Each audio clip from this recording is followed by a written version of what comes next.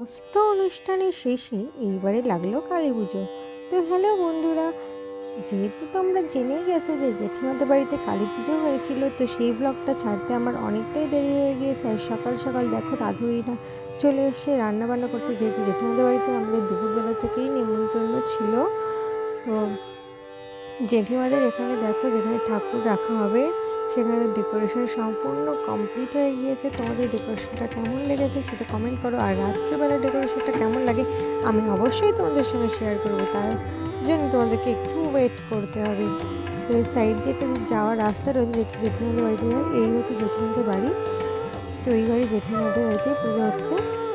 তো এই দেখো লাস্টে তো আমি বসে গিয়েছিলাম আলপনা দিতে। আমি ভাইকে বলেছিলাম একটু ভিডিও করে দে, মানে রাহুলকে বলেছিলাম একটু ভিডিও করে দে। তো এরকম আজে বাজে ভিডিও করে দিচ্ছি, তো সেটাই তোমার সঙ্গে শেয়ার করলাম। তো আলপনাটা কেমন হয়েছে তোমরা একটু কমেন্ট করো।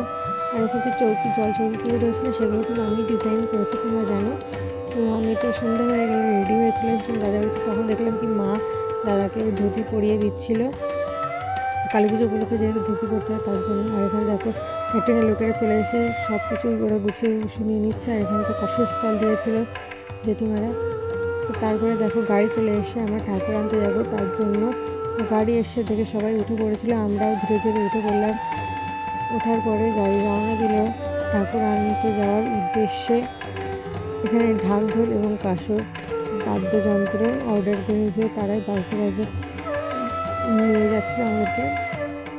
তো দেখো আমরা ঠাকুর আনতে চলে আসলাম। তো সেখান থেকে গাড়ি থেকে নিয়ে গেলাম, নেওয়ার পরে চলে আসলাম ঠাকুর যেখানটাতে রেডি হয় সেখানটাতে। তো এখান থেকে আমাদের ঠাকুরটা কিছুটা রেডি হয়েছিল আর বাদ কমপ্লিট করে দিল। এবং যা রিচুয়ালস রয়েছে ঠাকুরগুলোকে নিয়ে যাওয়ার আগে সেই রিচুয়ালসগুলো পালন করা হলো।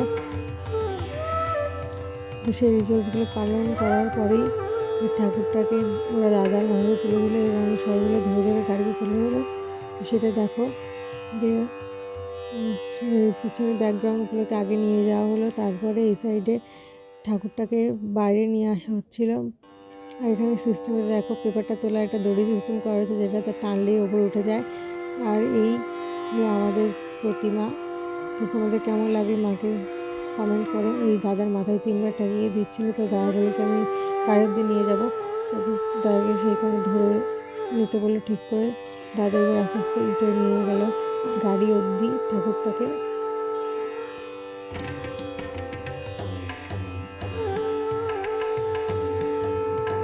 তারপরে তো ঠাকুরটাকে গাড়িতে তুলে দেওয়া হলো।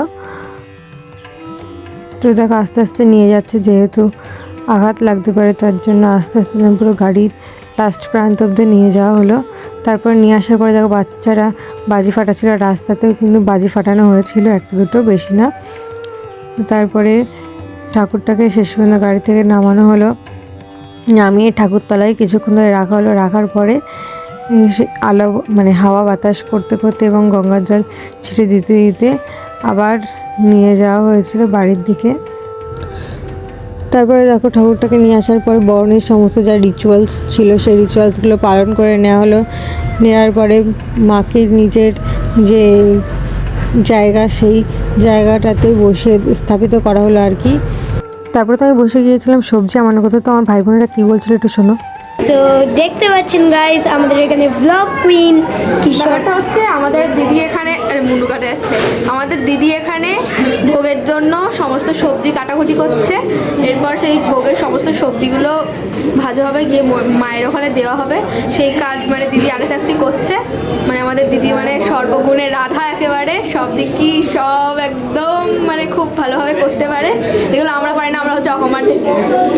কিন্তু আমি একটা কথা বলতে চাই, সেটা হচ্ছে ইনি শুধু ভগবানের কাজই করেন, আর কোনো কাজ করেন না। যাই হোক, বাড়িতে শুধু বসে ভালোভাবে করুক আর কি।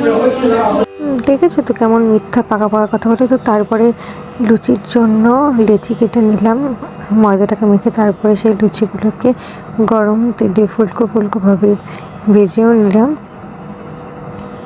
তো এই কাজগুলো করার পরে আমি করেছিলাম আবার সুজি। তো সেই ভিডিওটা শ্যুট করতে পারলাম না। আর ততক্ষণে তো এইদিকে সবাইকে খেতে দিয়ে দিয়েছিল, মানে প্রসাদ খেতে দিয়ে দিয়েছিল। তো সবাই তারপরে তো আমি কাজ শেষ করে চলে আসলাম। মা এখানটায় সে তখন দেখি ব্রাহ্মণ যেটি সমস্ত কিছু গুছিয়ে নিচ্ছে, যা যা পুজো করতে লাগবে পূজা সামগ্রী সব কিছু গুছিয়ে নিচ্ছে। দিন আমি জব করে দুটো মালা গেঁথে দিলাম, একটা হচ্ছে ঘটে দেওয়ার জন্য এবং এটা লক্ষ্মীর আড়িতে দেওয়ার জন্য। ঝুপঝুপ করে মালাটা গাঁথার ছিল, যেহেতু গোছানো প্রায় কমপ্লিট।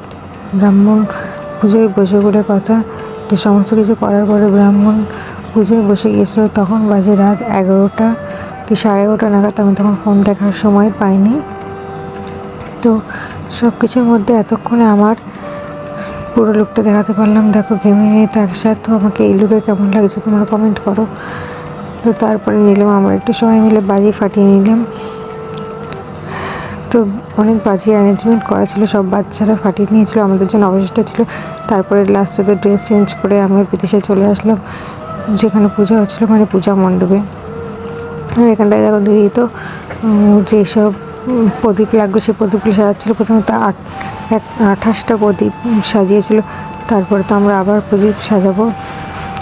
দেখো আমরা সবাই পুজো দেখছিলাম মায়ের। তো লাস্টে তো যখন ব্রাহ্মণ কাকু বললো যে না অনেকটা সময় রয়েছে, তখনই আমরা ভাবলাম কি সমস্ত কিছুই হয়েছে আর বাদ বাকি প্রদীপগুলো হবে না। তো আমরা সবাই মিলে আবার 28টা বাদ দিয়ে 108টাতে যতটা প্রদীপের দরকার ছিল ততটা প্রদীপ আবার বানালাম, মাটি তোলা ছিল বলে সে মাটি দিয়ে। তো তারপরে সেটাকে আবার একটা কুলোতে সাজিয়ে নেওয়া হচ্ছিল। দিন তো মায়ের পুজো আবার শুরু হয়ে গিয়েছিল।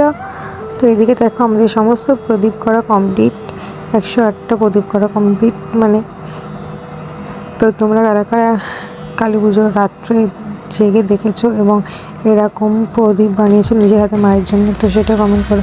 তো তারপরে তো চলে এসেছিলাম আমরা আবার বাজি ফাটাতে।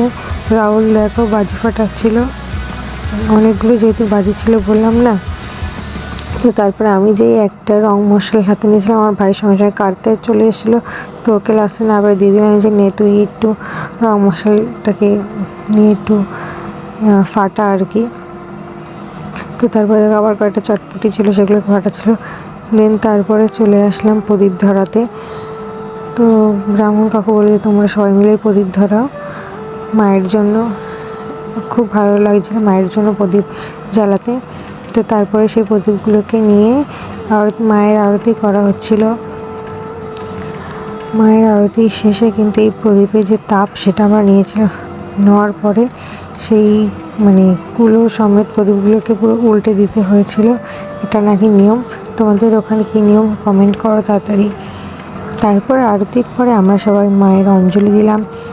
দেওয়ার পরে তো এখানটাতে আবার আরতি শুরু হয়ে গেল। আগেটা ছিল 108টা প্রদীপের আরতি, এবারে ছিল মায়ের সম্পূর্ণ যে আরতি পুজোর শেষে, সেই আরতি এবং পুজো শেষে শেষ রিচুয়াল হচ্ছে মায়ের জন্য আর কি, এই যে হোম যেটাকে বলা হয় হোম করা এবং হোমে আহুতি দেওয়া, এটাই হচ্ছে শেষ কার্য।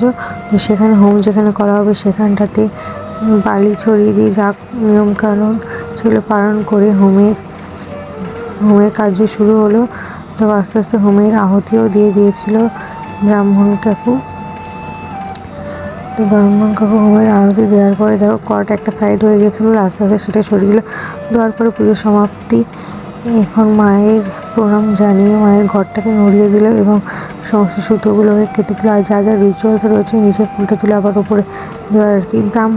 বিভিন্ন ব্রাহ্মণদের বিভিন্ন রিচুয়ালস হয়, তাই নিয়ে মতবিরোধ আমার একদম করা ঠিক হবে না, তাই আমি সেটা করছিও না। যা যা এখানে করছে সেইগুলোকে আমি সঠিক বলে মানি। আর যেখানে যেই ব্রাহ্মণ যা কাজ করে না সব কিছুই সঠিক বলে আমার মনে হয়। তো দেখো মায়ের আবার যা যা রিচুয়ালস করে দিল, করার পর দর্পণ বিসর্জন দিয়ে দিল মায়ের। তারপরের দিন আমার পরীক্ষা ছিল, তার জন্য রাত্রেবেলায় আমি খেতে বসে গেছিলাম, তার সঙ্গে ভাইদেরকেও নিয়ে নিয়েছিলাম। এখানে ছিল মায়ের ভোগের খিচুড়ি এবং আরও অন্যান্য সবজি। তো এটা উচিত ছিল যে মাকে বিসর্জন দিয়ে এসে তারপরে খাওয়া, কিন্তু আমার শরীর অসুস্থ হয়ে যাবে তার জন্য আমি নিজের কথাটা ভেবে খেয়ে নিয়েছিলাম। তারপরে মাকে তো বরণ করার পরে মাকে নিয়ে রওনা দিয়ে দিল। আমি দূরে থেকে ভিডিও করেছিলাম, কারণ ওখানটাতে সবাই আবির টাবির মাখছিল। আমি আবিরের ভয়তে দূরে দাঁড়িয়ে দাঁড়িয়ে ভিডিও করেছিলাম। দেখো এখানে সবাই কিন্তু আবির মেখে পুরো ভূত হয়ে গিয়েছে প্রায়। তো মাকে নিয়ে একটা ভ্যানে করে নিয়ে যাওয়া হচ্ছিল নদীর ধারে। আমাদের পিছনে যেহেতু নদী তোমরা জানোই। বললাম না রং মাখবো না বলে দৌড়াচ্ছিলাম, তো দৌড়াতে গিয়ে পা মুচকে গিয়েছিলাম, আমি দাঁড়িয়ে যেই পড়েছি সঙ্গে সঙ্গে ভাইরা মিলে আমাকে রংটা মাখিয়ে দিল, তো যেকোনোভাবে আমি আটকে ফেললাম। তো এই হলো ভোরবেলার দৃশ্য, দেখো সূর্য উদিত হয়ে গিয়েছে অনেক আগেই।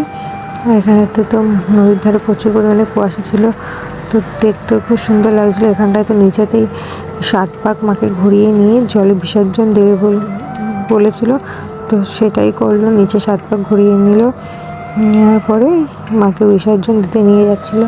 দেখো এখন যেহেতু ভাটা চলছে, তো ভাটার টাইমে অনেকটা চড়া পড়ে গিয়েছে, আবার 8টা সাড়ে 8টার দিকে আবার জোয়ার লাগবে, তো ততক্ষণ তো ওয়েট করা যাবে না, যেহেতু 8টা অবধি আমাদের বিসর্জনের টাইমটা দিয়েছিল ব্রাহ্মণ মশাই, তার মধ্যে আমাদের বিসর্জন করতে হতো, তাই এই ভাটা অবস্থাতেই মাকে বিসর্জন দিতে হলো।